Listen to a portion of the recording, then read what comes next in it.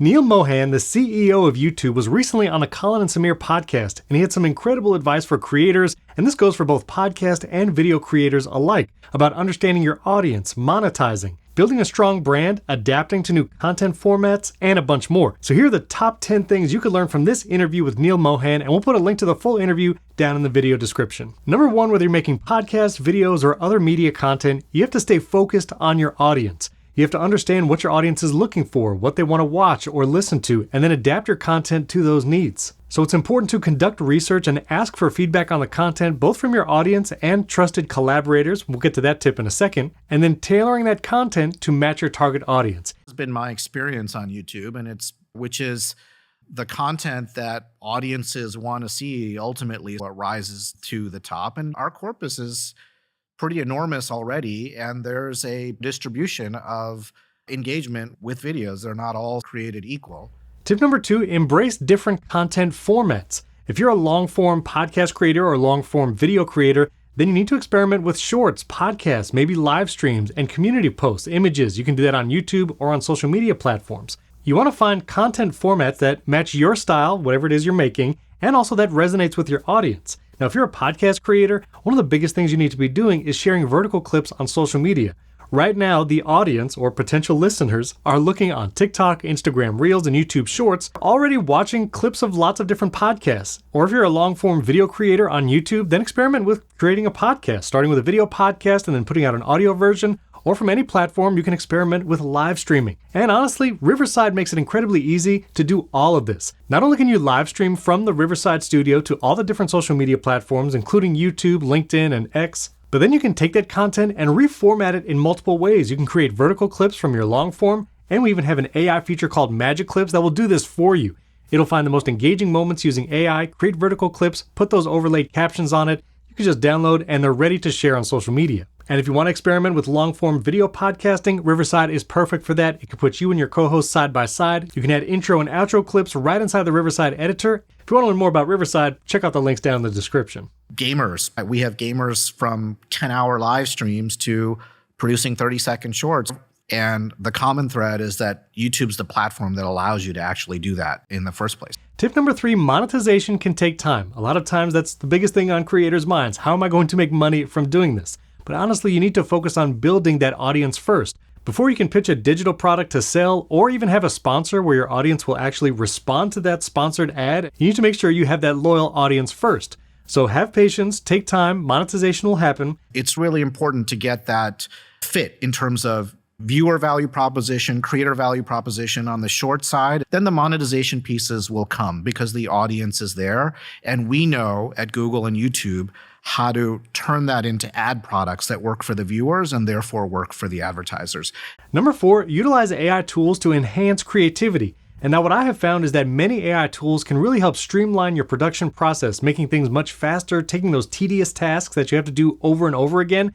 And AI can handle a lot of that. Even things like image generation, which we have a whole video on generating images and custom podcast episode artwork, all with AI. You can check that video out above or the links in the description. But take time to invest in learning how to use these AI tools in your workflow. This way you have more time to be creative, come up with ideas, and spend time making high quality video content or high quality podcasts that builds that audience. Having said that, I do think that there's things that we will be able to do with AI that will enhance that profoundly. And it will show up in terms of creator tools, right? Change my background, enhance my video in this particular way, augment it with this video that I've been able to generate from, say, a text prompt. Like all of that is super, super magical. Tip number five, don't get stuck on subscribers. Especially on YouTube, subscriber count used to be everything. But now you can have videos that go into the hundreds of thousands of views and you only have 1,000 subscribers or even less. That subscriber number does not dictate the size of the audience that's going to watch your next video.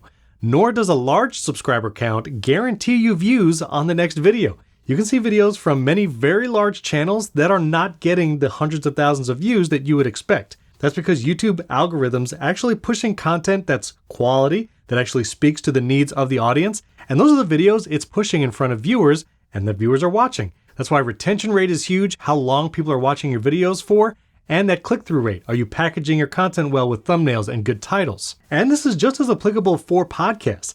A lot of times you might have people that follow your show, have clicked the plus button in Apple Podcast, but they're not listening to every episode.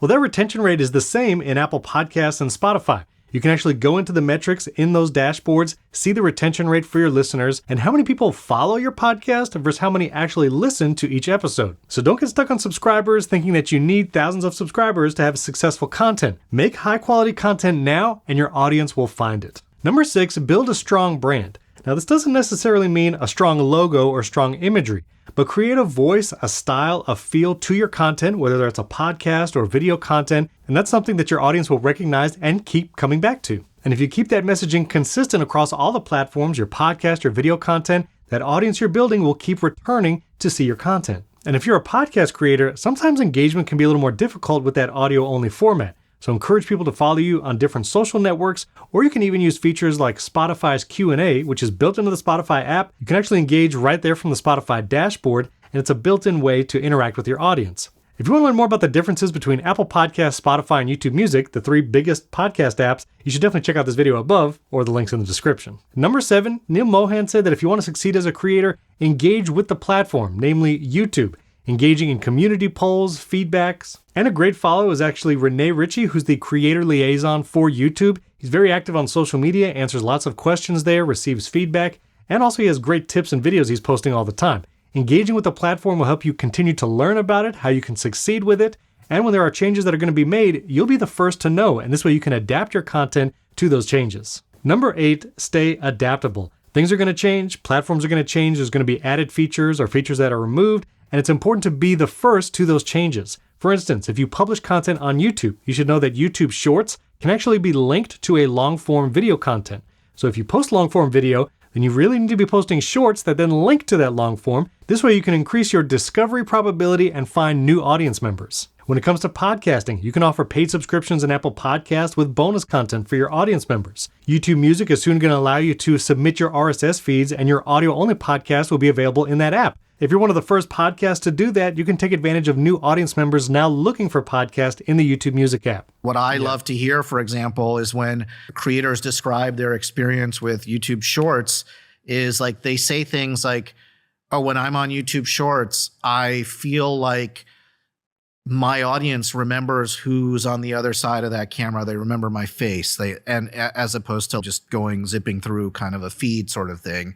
And number 9, whether you do podcasts or videos, it's important to collaborate with others. There's other creators in your genre, and they're not competitors. While yes, you might be creating similar content, and you want to get as many views as them, or maybe even more, it is actually really important to collaborate with them. You can actually do content collaborations, have guests on your podcast, or do video collaborations with other creators. And then also there's lots of industry events, Vid Summit for YouTube, or Podcast Movement for podcast creators. I've been there multiple times, and it is an incredible place to meet fellow podcasters, collaborate. Not only will you learn from them new strategies, new tactics, what's going on in the trends of the industry, and at these industry events, you'll be able to meet other collaborators you'll work with in the future. Here's another word from Neil Mohan. Creators are like human beings, right? Like we watch live sports because we want to see the best humans compete against each other in that type of an environment. And that's a form of storytelling because you're connected, you're invested in those people that are there. And finally, number 10, whether you're making podcasts, video contents, or any kind of media, staying consistent and passionate is critical. If you're doing a podcast, being consistent is one of the top ways to grow. You have to be publishing new episodes on a regular basis, ideally weekly, at least every other week, but honestly, the more the better. And the same as with YouTube. You need to publish videos on a regular basis that are speaking to the audience. And like you're following the industry trends, also look for inspiration and motivation from similar creators. What videos are popular right now in your niche or your topic? If you do business and finance, search on YouTube for topics related to that field, and then look at the top performing videos. What are the podcasts in the top charts in Apple Podcast for kids and family or business and leadership? What episodes are popular and what are people looking for? What are people listening to? There you can find inspiration for your own content and hopefully motivate you because there are content creators succeeding in your niche and you can too. And don't forget, Riverside makes it incredibly easy to create that content, whether it's audio podcasts or video content for YouTube. Our Magic Clips feature, the incredible Riverside editor. You can check out some of our new features at this video above. And if you need help just getting started, you want to launch a new podcast, but you're just not sure where to start, we'll have a step-by-step walkthrough video that goes through everything from plugging a microphone into your computer, recording with remote guests, and then publishing that podcast on a host. I explain what all of that means. you can check out this video down here and I'll walk you through step by step. Don't forget to subscribe to the Riverside channel before you go, hit that like button, and thanks for watching. I'll catch you in the next video.